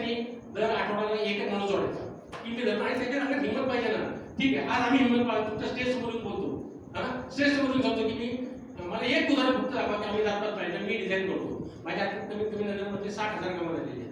60,000 कमाई परत कुठल्याच लेवलला कमी नसतं. या 60,000 मध्ये पण एकाही माणसाने मुक्ती सांगायचं अविनाश कुठे स्टेजवर बोलायला त्यांनी धर्म बघितलाय. आम्ही कधीच असं केलं नाही, करणार पण नाही. हे आमच्या बुद्धीला कधी पटलं पण नाही, पटण्याची शक्यता पण नाही. पण आम्ही विरोध पण का करू शकत नाही की ही लोक थोडी आहेत, ही लोक थोडी आहेत. तर हा वर्ग पाडला गेला पाहिजे. ह्या वर्गामध्ये तुम्हाला सांगतो की भारताचा जर समजा तुम्हाला एक जनरल सांगतो की जर तुम्ही विचार केला तर भारतामध्ये आज कमीत कमी 4 ते 5 हजार वर्षापासून वस्ती असलेले पुराण मिळतात. याचा अर्थ काय झाला की भारतामध्ये जे वातावरण आहे ते माणसाच्या बॉडीला राहायला खूप सुटेबल आहे. म्हणजे as compare to out of India. समजा तुम्ही ऑस्ट्रेलियासारख्या ठिकाणी गेलाय तर एखाद्या महिन्यात 40 डिग्री टेम्परेचर असतं आणि दुसऱ्या महिन्यात 2 डिग्री टेम्परेचर असतं. तिथं वारं सुरू झालं, आग लागली तर 20% जंगल जातात. भारतात तसं नाही. म्हणजे तुम्ही ज्या देशात जन्माला आले, ज्या भागात जन्माला आले, तो भूभाग असा आहे की जर तुम्ही क्लिअर आपल्याकडं एवढ्यात जर 2-4 महिने सोडले तर क्लिअर आहे. आपल्याकडे पावसाळा वेगळा आहे, उन्हाळा वेगळा आहे, हिवाळा वेगळा आहे. त्यांनी धर्म पाळला नाही. त्यांनी कुठं धर्म पाळला? असं आहे का की पाकिस्तानात कमी पाऊस पडतो आणि आपल्याला जास्त पाऊस पडतो? त्यामुळे आज इथं जो काही समजा काटेवाला सरांनी जो काही उपक्रम केला, आमिर बहिणीचे काही दिले ना, ती काळाची गरज आहे. आणि आजपासून इथं जमलेल्या प्रत्येकाने ठामपणे फक्त सांगावं की आजपासून तुम्ही जात सोडली, तुम्ही धर्म पाळा. कारण धर्म पाळायलाच पाहिजे. धर्म तुमचे संस्कार आहेत, तुमची आणि तुमचं जी बॉडी आहे, तुमचं जे अन्न आहे, तुमचं जे अन्न आहे ते त्याला सुटेबल आहे, तुमच्या बाजूने सुटेबल आहे. या दृष्टिकोनातून तुम्ही जे काय आम्हाला बोलायची संधी दिली त्याच्याबद्दल मी मनपूर्वक आभारी आहे. आणि खरंच मनपूर्वक धन्यवाद. हा एक मला वाटतं कसं असतं की एक छोटासा वेल असतो, त्याचा वृक्ष होतो. आज गेला नमस्कार.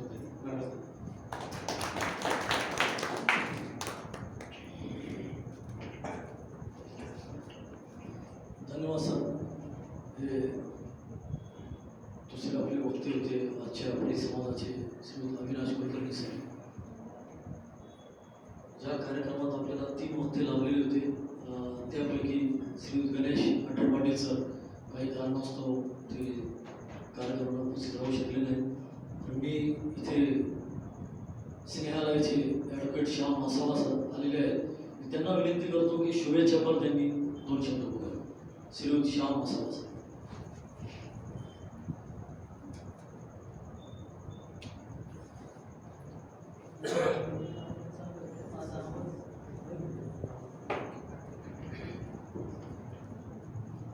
मी प्रथम सर्वांना फार शुभेच्छा देतो. आणि आयोजक आपण सर्वजण जे इथं उपस्थित आहे मनापासून कृतज्ञता व्यक्त करतो की अशा कार्यक्रमाकरता आपण उपस्थित आहे. जरी आपण सांगितलं असेल 2 मिनिटात, परंतु मी थोडे 5 मिनिटं अधिक घेईल. मला वास्तव्यावर बोलायचं आहे, आपली परवानगी असेल तर. सरांचाच दोन्ही कुलकर्णी सरांचा मुद्दा माझ्या पुढे घेऊन जायचा आहे की धर्माची गरज नक्कीच आहे. कारण आपण एक नातेसंबंधात, कुटुंब व्यवस्थेत आणि एक समाजात राहत असताना एक रचना आहे, आपली राहणीमानाची आहे, आपली आहार विहाराची आहे, नक्कीच आहे. परंतु मला नेहमी वाटतं की आपल्या धर्माबद्दल आपल्याला प्रेम असताना सुद्धा इतर कोणत्याही धर्माबद्दल तुम्हाला आदर आणि प्रेम राहिलं पाहिजे. सर, आम्ही 2दा 2021 आणि 2023 मध्ये नगरहून बांगलादेशमध्ये आम्ही सायकल यात्रा केली आणि बांगलादेशमध्ये आम्ही 18 दिवस होतो. परंतु पहिल्या सायकल यात्रेत ज्यावेळेस आम्ही सुरुवात केली नगरहून भुईकोट किल्ल्यातून सायकलवर, तर त्याचं नियोजन करत असताना घोडेगावला एक हॉटेल आहे, समाधान हॉटेल, बाबाजान शेख यांचं. तर त्यांना आधी आम्ही सांगून आलो होतो, तर ते म्हटले ते जेवणाची व्यवस्था आमच्याकडे राहील पहिल्या त्या दुपारची. आणि आम्ही इथून निघलो, हॉटेलच्या जवळ पोहोचलो. तर जवळ गेल्यानंतर पाहिलं की त्या हॉटेलच्या शेजारी मोठा मंडप टाकलेला होता. तर म्हटलं काय यांनी फार मंडप वगैरे टाकलं आणि ते हॉटेल फार मोठं AC आहे, आतमध्ये फार छान हॉटेल आहे. तर सायकली लावल्यानंतर ते आम्हाला त्या AC हॉटेलमध्ये घेऊन गेले, मंडपात घेऊन नाही गेले. आम्हालाही कळलं नाही. आणि मग आम्ही सहज विचारलं की कुणीकडे जेवणाची व्यवस्था नाही आणि तुमची इथं. म्हटलं मग मंडप. म्हणजे काय झालं, तुम्हाला शब्द दिला आणि नंतर माझ्या मुलीचं नक्की झालं आणि मुलीच्या विवाहानिमित्तच्या कार्यक्रमाची पण तारीख आज ठरलेली. तर मी पाहुण्यांना सांगितलं की माझे खरे पाहुणे हे आहेत आज, मला समजून घ्या आणि आपला कार्यक्रम मंडपात करू. तर ते का, तर त्यावेळेस त्या मंडपामध्ये जे पाहुण्यांकरता जेवण होतं, नॉनव्हेज जेवण होतं. आणि आम्ही ज्या विचारावर आतापर्यंत आम्ही 12 सायकल यात्रा केल्या आणि या सगळ्या सायकल यात्रा सद्भावना सायकल यात्रा म्हणून आम्ही केल्या. तर सद्भावना काय, तर प्रत्येक धर्म, प्रत्येक जात, प्रत्येक पंथ आणि प्रत्येक स्तरावरील माणसांमधली सद्भावना समजून घेणे, अनुभवणे, नसेल त्यात जागृत करणे हा आमचा उद्देश राहिला. तर बाबाजांचं मी उदाहरण, सुरुवातच अशी होती ती की त्यांनी सांगितलं की तुम्ही गांधी विचारांवर चालले. आमच्यातले काही जण नॉनव्हेज खातात, पण त्या यात्रेपुरतं आम्ही नाही खाणार असं आम्ही ठरवलं होतं आणि म्हणून निघालेलं असल्यामुळे ती व्यवस्था त्यांनी केली होती. आम्ही कलकत्त्यात गेलो आणि मला खरं तर ठीक आहे, आमच्या वडिलांच्या वयाचे लोक, आजोबांच्या वयाचे लोक इथं आहेत, परंतु तरुण किंवा लहान मुलं जरी इथं थोडे असेल, पण खरी गोष्ट हीच आहे की अफवाय तो घर बैठे आप तक पहुंच जाते. आजकाल सगळ्यांकडे तो विश्व, खरं तर इथून सांगायची गरज नाही. व्हॉट्सअप आणि गुगल युनिव्हर्सिटीत झालेले आहेत, जे येतं आपण ते वाचतो, त्याच्यावर बसतो, सगळा विश्वास ठेवतो आणि सबसे पहिले सबसे तेज त्याच्यात सगळा घोटाळा. तर अफवाय तो घर बैठे आप तक पहुंच जाती है, हकीकत को तलाशना होगा तो आपको जमीनी हालात में घूमना होगा. तर म्हणून आमचा हा प्रयत्न असतो की या जमिनीवर सायकलवर, खरं तर मी वकील आहे, चांगल्या गाड्यात आम्ही फिरू शकतो सर, परंतु ज्यावेळेस सायकलवर पायी फिरतो तर तुम्ही समाजातल्या खालच्या स्तराच्या प्रत्येक जाती धर्मातल्या माणसाशी जोडले जातात आणि मग त्याच्या वेदना, त्याचं प्रेम सगळं कळतं. मला चांगलं आठवतं, शेलू बाजार जवळ आम्ही होतो आणि एक शेतकरी, मुस्लिम शेतकरी, मी आज मुद्दाम ते उदाहरण जादा देतो तुम्हाला समजण्याकरता. तर मुस्लिम शेतकऱ्याला आम्ही संध्याकाळी पॉम्पलेट दिलं, मुक्कामाच्या ठिकाणी गेलो. सर दुसऱ्या दिवशी आम्ही निघणार होतो, तिने असं सहज विचारलं कुठं मुक्काम आहे काय, म्हणलो शेलू बाजारला कॉलेजवर मुक्काम आहे वगैरे. काय नाही बोललो, तो शेतात काम करत होता, आम्ही पुढे निघून गेलो. आणि तिथून कधी निघणार, म्हटलं उद्या सकाळी 6ला निघणार आहे. तर सर तो 4:30 वाजता शेतकरी त्या गेटवर आला आणि त्याला वॉचमनने आज सोडलं नाही. मग तो सांगत होता, अहो सायकल यात्रेंना भेटायचं, त्याने नाव सांगा. तर त्याला विचारायचं कुणाचंच नाव माहित नाही. तो म्हणे अहो पॉम्पलेट आहे माझ्याकडे. मग त्या वॉचमॅनने आमच्यातल्या एक जणाला फोन केला, म्हणे अहो एक जण आलाय तर सोडू का. म्हटलं सोडा आता, इतक्या सकाळी विचार आला. तर सायकलवर तो आला होता आणि सायकलला पोत्यामध्ये मटका एकदम बांधून तिने सायकलवर आणला आणि आम्ही रेडी होऊन खाली आलो. म्हटलं काय, म्हणे काय नाही, मी असं शेतकरी काल तुमचं पॉम्पलेट पाहिलं आणि माझ्या शेतातली मटकी मी उकडून आणली, म्हणे फार पौष्टिक असते, चांगली असते, मी ज्यादा काही देऊ शकत नाही, हे जर तुम्ही खाल्लं तर मला फार आनंद वाटेल. हे सर आम्ही बांगलादेशमध्ये ज्या 17 दिवस फिरलो तर एक ठिकाणी असेच मुलं होते छोटे, आमच्या सायकलीला पुढे भारताचा झेंडा होता आणि बांगलादेशचा झेंडा होता. त्या मुलांनी घोषणा दिली आम्हाला पाहून, पाकिस्तान की जय. आम्हाला आनंद वाटला, आम्ही थांबलो. थांबल्यानंतर त्यांना आणखीनच शेवाला आणि आणखीन जोरात फक्त पाकिस्तान की जय, पाकिस्तान की जय या घोषणा ते देत राहिले. त्यांचं पूर्ण होस्त आम्ही सगळेजण थांबलो आणि सगळं झाल्यावर म्हटलं बेटा क्या करते है, बोले पढ़ाई करते. कौन सी कक्षा में, बोले 8वीं कक्षा में.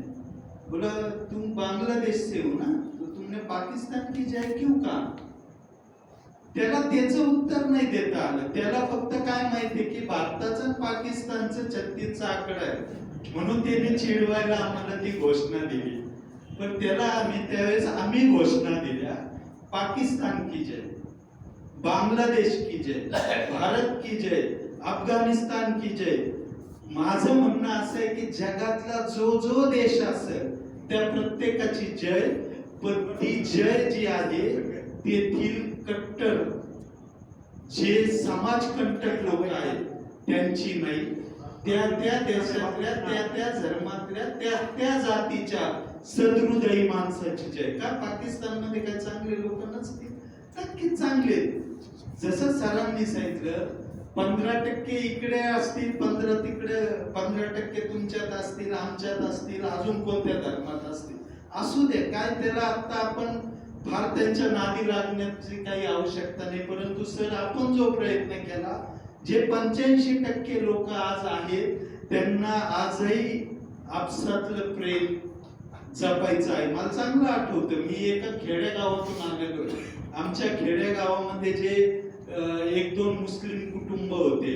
सकाळी जेव्हा तो मनुष्य न्याहारी मला ते शब्द माहित नाही फार, परंतु तो सकाळीच पहाटे ते चाचा न्याहारी मागत असा आवाज देत जायचे. तर आनंदाने आजी उठून आम्हाला ती भाकर द्यायला पाठवायची. तर ह्या शिकवण आपण अनुभवलेलं आहे, या शिकवण आपण शिकलेलं आहे. मला वाटतं हे फार शिकणं गरजेचं आहे. कलकत्त्यात आम्ही गेलो होतो. कलकत्त्यामध्ये तुम्ही सर्च करा, मामून अख्तर नावाचं एक कार्यकर्ते काम करतात. समरितन नावाची त्यांची संस्था आहे. तर त्या समरितनच्या संस्थेच्या जो बोर्ड आहे, हावडा रेल्वे स्टेशन, मला आवर्जून सांगायचं तुम्हाला, कधी तुम्ही गेले तर हावडा रेल्वे स्टेशन पासून 1.5 किलोमीटर वरती संस्था आहे. फार त्याचा मोठा बोर्ड आहे आणि त्याच्या बोर्डचा टायटल आहे जिहाद. जिहाद म्हटलं की डोळे लगेच आपले असे होऊन जातात ना, कारण आपल्याला आज आपली सद्विवेक बुद्धीच राहिली नाही की ते समजून घ्यायचंय, त्या माणसाला काय म्हणायचं हे बी तर समजून घेतलं पाहिजे. केवळ तो वरचा एक शब्द वाचला की लगेच काय तुमच्या अंगात काहीतरी संचालना. तर त्याचे खालच्या 3 लाईन्स फार छान होत्या. त्या इंग्रजीत होत्या. त्या होत्या, my jihad is to empower children, women for the country. हे त्या ठिकाणी त्याचं वाक्य होतं. म्हणजे मला सांगायचं हे आहे की जे चाललंय ते नक्कीच निराशाजनक आहे, परंतु या निराशाजनक वातावरणामध्ये आपण सगळ्यांची सुद्धा जबाबदारी. सर प्रॉब्लेम असा आहे, म्हणजे माफ करा परंतु आपले अनुभव फार महत्वाचे आहे की आजकाल सोशल माध्यम उपलब्ध असल्यामुळे आणि त्यावर सारखंच कुठले कुठले इतर लोक ज्यावेळेस भावना व्यक्त करतात, तटस्थ लोकांनी सुद्धा आता बोलणं आणि कृती करणं हे फार गरजेचं झालं. ज्यावेळेस न्यायालयाचा उल्लेख झाला म्हणून मी सांगतो आणि मी अनुभवातून सांगतो की 1.5 वर्षापूर्वी या जिल्ह्यामध्ये एक मोठं प्रकरण घडलं आणि ते पार विधानसभेत गाजलं आणि त्याला ज्यावेळेस लव जिहाद नावाचा प्रकार घडवला जातो आणि बोलला जातो, आम्ही आमच्या अनुभवातून सांगतो, आम्ही प्रत्येकाला सांगत असतो की आम्ही या बहिणींकरता काम करतो. कधीतरी आमच्याकडे येऊन आकडेवारी तपासा की कोणत्या धर्माच्या मुली आहेत का, कोणत्या धर्माचे मुलं फसवतात का. असं काही नाही बाबा की ठराविक धर्माचेच मुलं मुलींना फसवतात वगैरे. ते वय प्रत्येक जाती धर्माला प्रत्येक व्यक्तीला लागू आहे आणि त्या वयातल्या त्या गोष्टी घडलेल्या आहेत आणि त्याला आपण म्हणजे सर आपल्याला खोटं वाटेल की त्या प्रकरणामध्ये आम्ही त्याला जातीय व धार्मिक रंग देऊ नये म्हणून इतका प्रयत्न केला तर आमचे बरेच डोनर नाराज झाले आणि डोनेशन देणं बंद केलं आम्हाला. परंतु आम्हाला ते चालत, कारण आम्ही जे पाहिलेलं आहे, आम्ही प्रत्येक ठिकाणी सायकल यात्रे सर आम्ही प्रत्येक गावात रोज संध्याकाळी त्या ठिकाणी सर्व धर्म प्रार्थना सभा देतो. आम्हाला काही वाटत नाही, आम्हाला आनंद वाटतो की ख्रिश्चनांची जी प्रार्थना आहे ती मला आली पाहिजे, झोऱ्यांची प्रार्थना आली पाहिजे, मुस्लिम समाजाची प्रार्थना आली पाहिजे, हे मला असं वाटतं. म्हणून आम्ही सर्व धर्म प्रार्थना त्या ठिकाणी घेत असतो आणि असा हा सगळा आमचा प्रवास झालेला आहे आजपर्यंत. मला या ठिकाणी फक्त वेळ फार कमी आहे. मला इतकंच सांगायचं आहे की हे प्रयत्न आपण सगळ्यांनी करणं फार गरजेचं आहे, कारण कृती करणं महत्वाचं आहे. लक्षात घ्या, कुठेतरी 4 लोकात बसून तुम्ही जे खंत व्यक्त कराल त्याच्याने समाज बदलणार नाही. समाज हा नेहमी बदलतो. तर समाजाला जे दिसतं, जे समाज वाचतो आणि जे आपण समाजाला दाखवतो, त्यातून हा समाज बदलत असतो. आणि ते जर करायचं असेल तर तुम्हाला आपण जे प्रयत्न करतो हे कायम आपल्या शक्ती छोट्या असतील, आपले माध्यम छोटे असतील, पण प्रत्येकाने का नाही आपल्या फेसबुकवर आपले ज्या ज्या हातात आपल्या गोष्टी, किमान त्यातून चांगल्या गोष्टी आपण शेअर करा. तर ह्या जर शेअर केल्या, मागच्या वर्षीचं आम्ही सांगतो, तुम्ही चेक करा, 4 लोक पाकिस्तानमध्ये पायी यात्रा झाली. योगेश मथुरिया म्हणून आपले पुण्याचेच सर, आणि राशीन कर्जत मधला नितीन सोनवणे, 4 लोकांनी पाकिस्तानमध्ये पायी यात्रा केली, पायी. आणि त्यांच्या फेसबुकवर वाचा की प्रत्येक ठिकाणी लोकांनी इतकं भरभरून प्रेम दिले त्यांना आणि इतकं भारी स्वागत प्रत्येक ठिकाणी झालं, कुठेही वाईट अनुभव आला. तर सांगण्याचं तात्पर्य हाच अनुभव आम्ही घेतला बांगलादेशमध्ये ज्यावेळेस प्रवास केला. तर सांगण्याचं तात्पर्य इतकंच की हा प्रयत्न जे आज झाले असे प्रयत्न होत राहिले पाहिजे.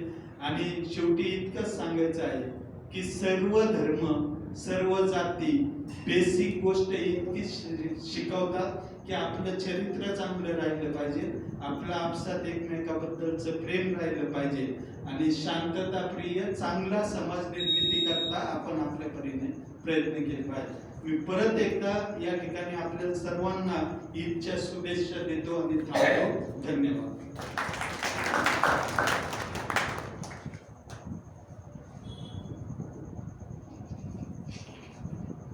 धन्यवाद सर. हे स्नेहालयाचे आपले ॲडव्होकेट श्याम मसाबा सर होते. त्यांनी अतिशय उत्कृष्टपणे आपल्यासमोर जे प्रॅक्टिकलमध्ये जे चाललंय सध्या ते आपल्यासमोर मांडलेलं आहे.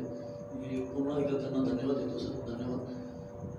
आपल्यामध्ये chest specialist Shriyut Dattatray Nagare sir, doctor Dattatray Nagare sir आलेले आहेत. मी त्यांना विनंती करतो की शुभेच्छा पण त्यांनी 2 शब्द बोला. Doctor Dattatray Nagare sir.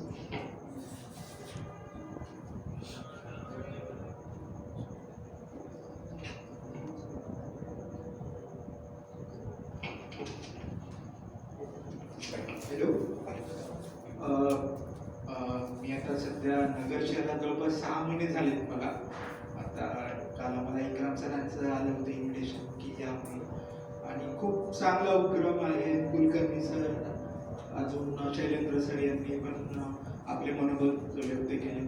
आता मी स्वतः डॉक्टर आहे, तर आम्हाला पण असं काही धर्माचं वगैरे असं काही नसते की कुठला पण पेशंट हा पेशंट असतो, तो कुठल्या धर्माचा आहे का जातीचा आहे याचा काही संबंध नसतो. काय शेवटी सगळ्यांनी एकमेकाशी प्रेमानं राहिलंय, एकमेकांचं बंधुत्व ठेवलंय, तर ते खूप उपयोगाचं आहे. बाकी सर्वांना ईदच्या शुभेच्छा.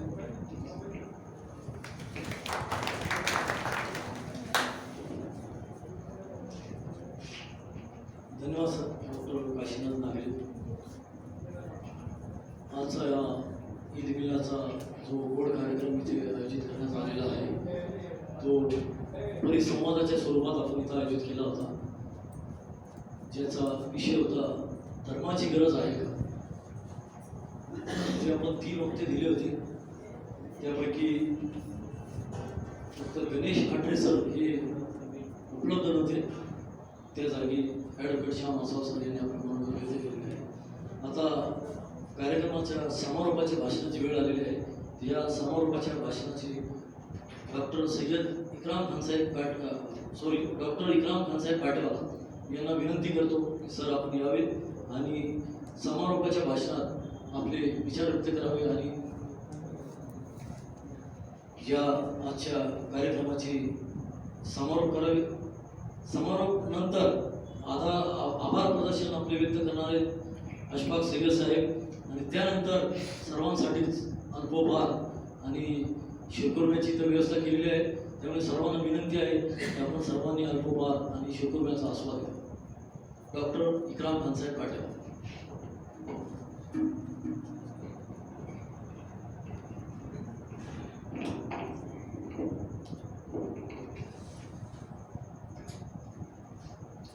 बिस्मिल्लाहिर्रहमानिर्रहीम. ईद मिलनाच्या या कार्यक्रमामध्ये विचारमंचावरती उपस्थित माननीय श्री अविनाश कुलकर्णी सर, आमचे मित्र श्री शैलेश काशिमकर सर,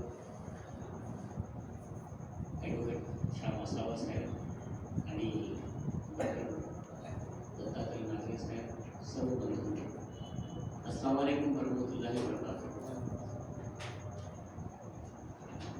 वेळ खूप झालेला आहे, मी आता जास्त वेळ घेत नाही. फक्त 2-3 गोष्टी मी याकडे सांगू इच्छितो. एक सर्वात महत्त्वाचं म्हणजे आम्ही सर्व जाणतो की भारताकरता इस्लाम नवीन नाही. स्वतः पैगंबराच्या हयातीमध्ये भारताला इस्लामची ओळख झालेली आहे. पैगंबराच्या हयातीमध्येच अरबी व्यापाराच्या निमित्ताने आणि खाली मलाबार त्या ठिकाणी चेरामन राजा वगैरे यांच्या माध्यमातून इस्लामची ओळख झालेली आहे. 1500 वर्ष झाली साहेब. या 1500 वर्षामध्ये 1500 वेळा रमजानचा महिना आला आहे, रोजे आले, उपवास आले. 1500 वेळा ईद पण आलेली आहे. आणि सर्व ईदला मुस्लिम बांधवांनी आपल्या देश बांधवांना शिवकुर्म्याकरता, ईद मिलनाकरता बोलवलेलं आहे. त्यांनी पण शुभेच्छा दिल्या, गळ्यात भेटी घेतल्या. हे 1500 वर्षापासून चालू आहे. तरी तिथे ईद मिलनाचे कार्यक्रम घ्यावे लागतात यासाठी शोकांतिका नाही आहे. हे सर्व घडतंय आणि सर्व घडतंय याच्यामुळे घडतंय का याच्या मागे एक अपरिचितपणा आहे. मला माहिती आहे माझ्या गल्लीमध्ये कोणाची सासू भानगड आहे, कोणाची सून कामचुकार आहे, कोणाचं पोरगं काय देऊ लागतं, सगळं माहीत असतं. फक्त माहीत नसतं ते एकमेकांच्या आसनांच्या विषयी, धार्मिक गोष्टींच्या विषयी. आणि मग यातून खूप वेळा गैरसमज निर्माण होतात. आजचा हा एक प्रयत्न आहे या निमित्तात याने का जवळ यावं, समजून घ्यायचा प्रयत्न करावा. असे कार्यक्रम ईद मिलनाचे आम्ही करतोय. आमच्या बांधवांनी देखील आमच्याकरता कार्यक्रम करावे, संक्रांत मिलनाचे करावे, दिवाळी मिलनाचे करावे, क्रिसमसचे करावे, पौर्णिमेचे करावे, तर जेणेकरून अपरिचितपणा दूर व्हावा एकमेकांच्या विषयी आणि एकमेकांच्या विषयी आम्हाला समजण्याकरता फार सोपं जावं सगळ्यांना.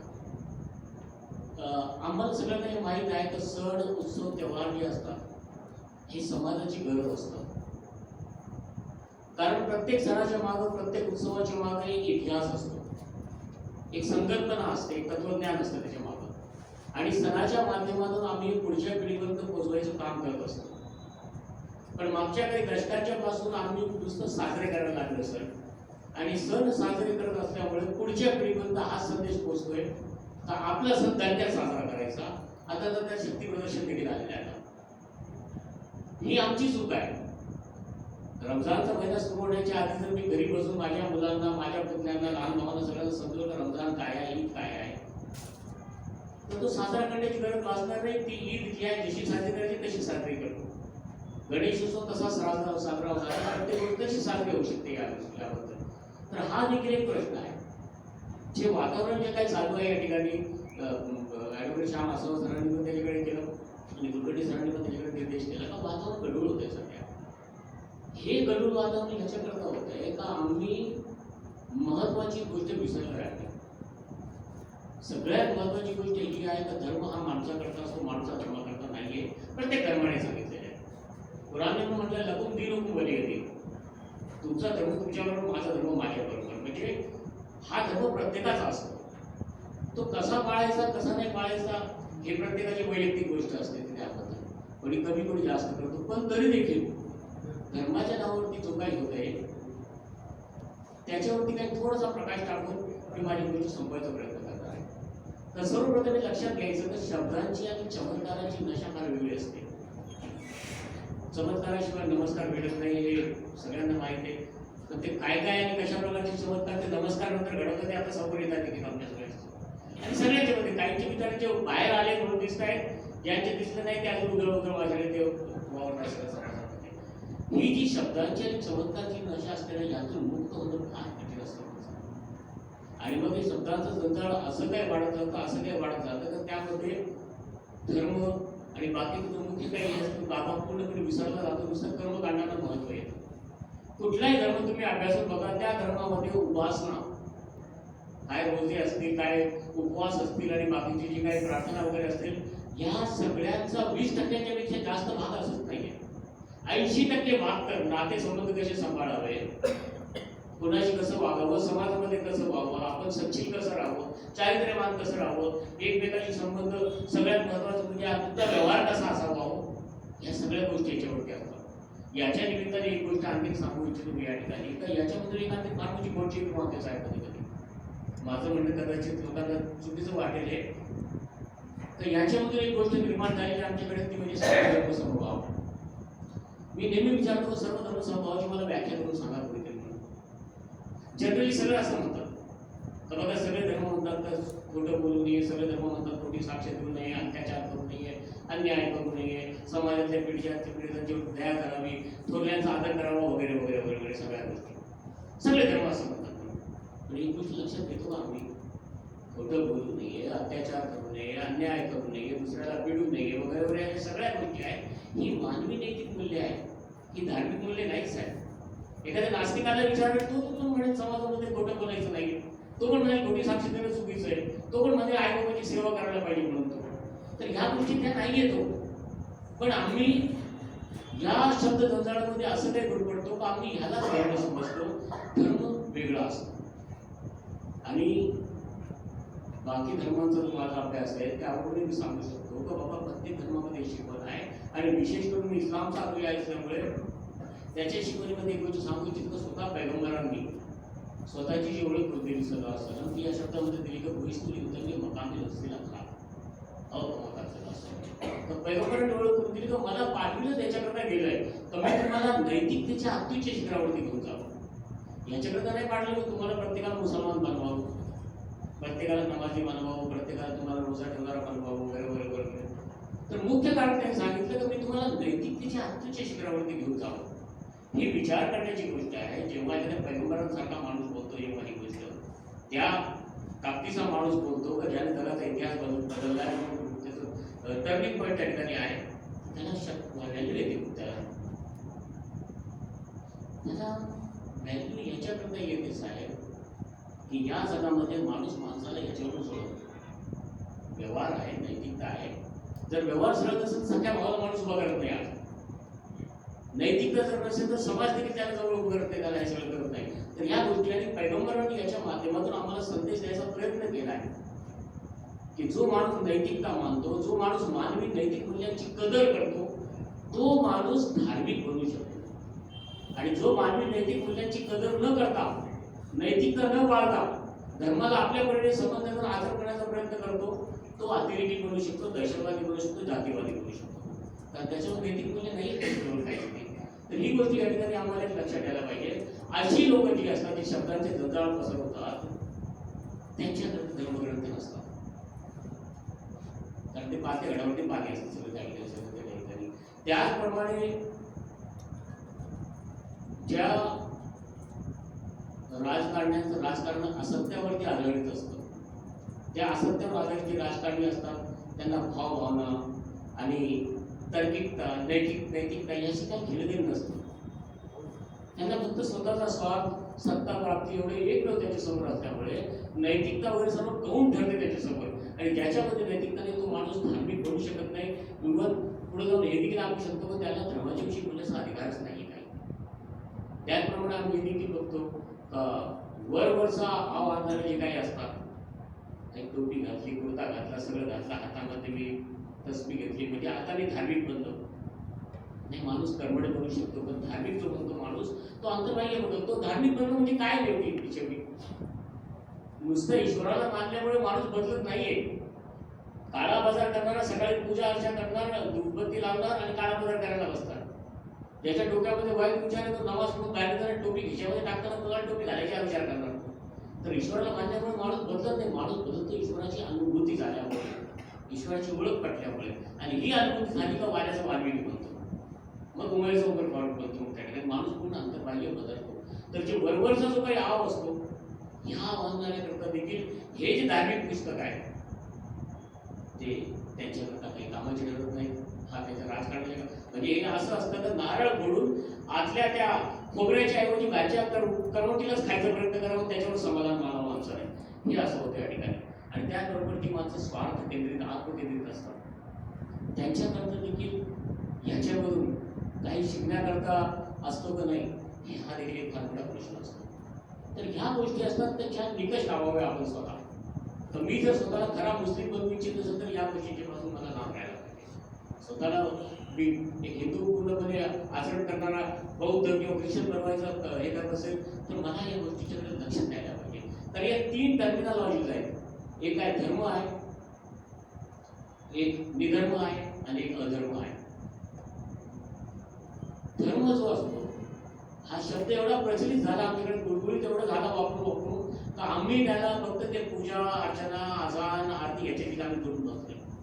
त्याचा खरा अर्थ गौतम बुद्धांनी सांगितलं धम्म किंवा इस्लाममध्ये त्याला म्हणतात दीन म्हणजे जीवन जगायची पद्धत, जीवन पद्धती. तर धर्म तोच आहे का तो माणसाचं जीवन बदलतो, जीवन पद्धती बदलतो, वागणूक बदलतो माणसाची पूर्ण. आजचा हा जो कार्यक्रम आहे या कार्यक्रमाच्या मागचं एक मनामध्ये जे आहे ते हे देखील आहे नाही आम्हाला कळावं, स्वतःला देखील आम्हाला कळावं आणि आम्ही सगळ्यांच्या बरोबर हे जे आहे ते शेअर करण्याचा आम्ही प्रयत्न करावा. आस्तिक नास्तिक वगैरे जे असतात ते तर नास्तिक जे असतात त्या नास्तिकांच्या विषयी मात्र माझं एक आहे नेहमीचं म्हणणं तर या जगामध्ये नास्तिक मानवी नैतिक मूल्यांचे मानवी अधिकारांचे जेवढे खंबीर पाईक असतात तेवढे धार्मिक माणसं पण असतात. आणि हा फरक याच्याकरता पडतो का आम्ही हे समजतो तर नुसती पूजा अर्चना वगैरे ते सगळे हे आहे. एक प्रश्न आहे येतो का आजच्या विज्ञान युगामध्ये आम्ही एवढी प्रगती केली एवढं पुढे गेलो तर खरंच आज धर्माची गरज आहे का? विज्ञान देवाची देणगी आहे फार मोठी. या विज्ञानाने आमचं जीवन सुखकर केलं. लाईफ सेव्हिंग ड्रग्स पासून ते आम्हाला प्रवासाकरता एक एक साधनं दिली. हे या माईक पासून ते खिशातल्या मोबाईलपर्यंत सगळ्या गोष्टी त्यांनीच आम्हाला दिलेल्या आहेत. या सगळ्या त्याचा नक्कीच आदर करायला पाहिजे. पण एक धार्मिक व्यक्ती म्हणून त्याचा खरा वापर कसा करायला हवा हे आम्ही शिकायला पाहिजे. नाहीतर मी या ठिकाणी बसून मोठमोठे अगदी काय लोकांसाठी तत्वज्ञान आणि घरी जाऊन याच्यावरती काय बघायचं मीच बघणार त्या मोबाईलवरती जे काही पसरवायचं ते मी पसरवणार या ठिकाणी. तर हे जे असतं तर विज्ञान ही देणगी आहे. तर हे लक्षात घ्यायला पाहिजे की विज्ञान हे टूल आहे. हे टूल आहे ते आम्हाला कसं करता सांगतं. हायड्रोजनचे 2 आयन